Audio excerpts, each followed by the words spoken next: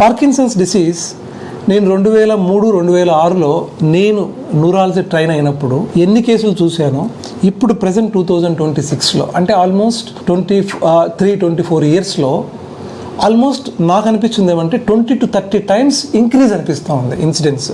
That is మన యొక్క జీవనశైలిలో మార్పు ఒకటి, మన ఎన్విరాన్మెంటల్ చేంజెస్ ఒకటి, ఆహార పద్ధతిలో కానీ వీటన్నిటిలో కూడా జరుగుతున్నాయి. సో ఇటువంటి చేంజెస్ కూడా ముందుగానే గ్రహించాలి. సో ఈ పార్కిన్సన్స్ పేషెంట్స్కి ఏం చెప్పాను, డోపమిన్ అనేది తగ్గిపోతుంది. ఆ డోపమిన్ మన టాబ్లెట్స్ రూపంలో సిండోపా అనే టాబ్లెట్స్ రూపంలో ద్వారా ఇస్తూ ఉంటాము. ఆ డోపమిన్ డిఫరెంట్ డోస్లో వాడుకోవాలి. అంటే ఆ డ్రగ్ ఒకసారి 4 hours పనిచేస్తుంది. సపోజ్ 6 o'clock వేసామనుకోండి, 8 o'clock అసలు మాస్క్ లేకున్న పేషెంట్ లేచి దందన పరిగెత్తాడు, మళ్ళీ డ్రగ్ తగ్గిపోతూ వస్తుంది. బట్ 10కి మళ్ళీ స్లో అవుతాడు. వాళ్ళకే తెలిసిపోతుంది, ఓకే నేను వేసుకున్న సిండోపా టాబ్లెట్ తగ్గిపోయింది. వెంటనే 10 o'clock వేసుకుంటే మళ్ళీ యాక్షన్ 2 వరకు వస్తుంది. కొంతమంది ఫస్ట్ ఇనిషియల్గా మనం రోజుకు 2 మాత్రలు 3 మాత్రలు, కొంతమందికి 5-6 మాత్రల వరకు కూడా పోతాము.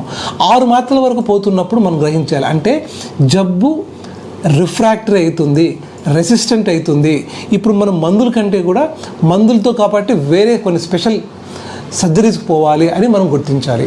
సో టాబ్లెట్స్ కూడా నేను చెప్పేది ఏంటంటే సిండోపా టాబ్లెట్ ప్రతి ఒక్కరూ ఈ పార్కిన్సన్స్ పేషెంట్స్ ఏంటంటే ఆహారం తీసుకున్న ఒక 1-1.5 hour ముందు కానీ తర్వాత కానీ తీసుకోవాలి. ఫుడ్తో పాటు టాబ్లెట్ తీసుకుంటే దాని యొక్క అబ్జార్ప్షన్ కానీ యాక్షన్ చాలామందికి ఉండదు. సో సార్ మేము 4 టాబ్లెట్స్ వాడుకుంటున్నాం, 5 టాబ్లెట్స్ వాడుకుంటున్నాం కానీ రెస్పాన్స్ రాదంటాం. ఫస్ట్ క్వశ్చన్ అడిగేది అంటే నువ్వు ఆహారంతో పాటు తీసుకుంటున్నావా?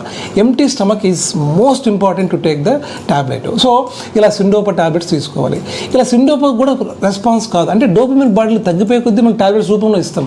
ఎన్నని ఫిలప్ చేస్తాం, ఒక స్టేజ్లో ఎన్ని టాబ్లెట్స్ ఇచ్చినా రెస్పాన్స్ రాదు.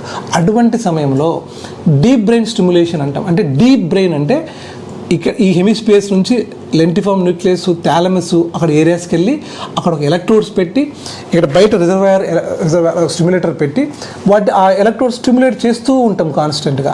ఆ ఏ ఏరియా అయితే రెస్పాన్సిబుల్ డోపమిన్ సంబంధించిన సెక్రేషన్లో ఆ స్టిమ్యులేట్ చేసే కొద్దీ అది పనిచేసి ఆ బ్రెయిన్ న్యూరాన్స్ను బేసల్ గ్యాంగ్లో పనిచేసి మూమెంట్ స్టార్ట్ అవుతుంది. That is called deep brain stimulation. ఒకసారి పేషెంట్ డీప్ బ్రెయిన్ స్టిమ్యులేషన్ చేసుకుంటే almost I think 8 to 10 years you can happily lead the life. మళ్ళీ బ్యాటరీ మార్చుకోవచ్చు. సో పార్కిన్సన్స్ పేషెంట్స్కు ఈ డోపమిన్ ట్యాబ్లెట్స్, ఈ డీప్ బ్రెయిన్ స్టిమ్యులేషను ఇది రేటును ఎలాగో మేము చేస్తాం.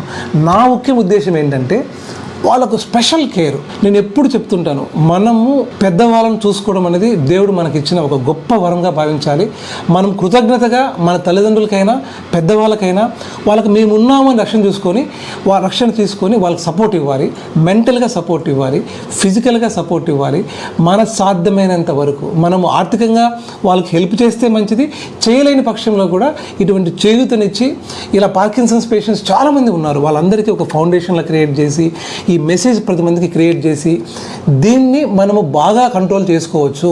ఇది నివారణ లేని జబ్బు అయితే కాదు, కానీ ముందుగా గుర్తించవచ్చు, సపోర్ట్ చేసుకొని పెట్టుకోవచ్చు అని అందరికీ ఈ మెసేజ్ క్రియేట్ చేయాలని కోరుకుంటూ, అందరూ ప్రతి ఒక్కరూ పెద్దవాళ్ళను గౌరవించుకోవడంతో పాటు వాళ్ళ యొక్క మేమున్నామని సపోర్ట్ కల్పించడంలో మీరు అందరూ కూడా పాలు పంచుకుంటారని కోరుకుంటూ, ఈ వరల్డ్ పార్కిన్సన్స్ డే రోజున మా Narayana medical college department neurology తరపున మీ అందరికీ చెప్తుంది ఏమంటే we should take care of our elderly patients, not only Parkinson's patient.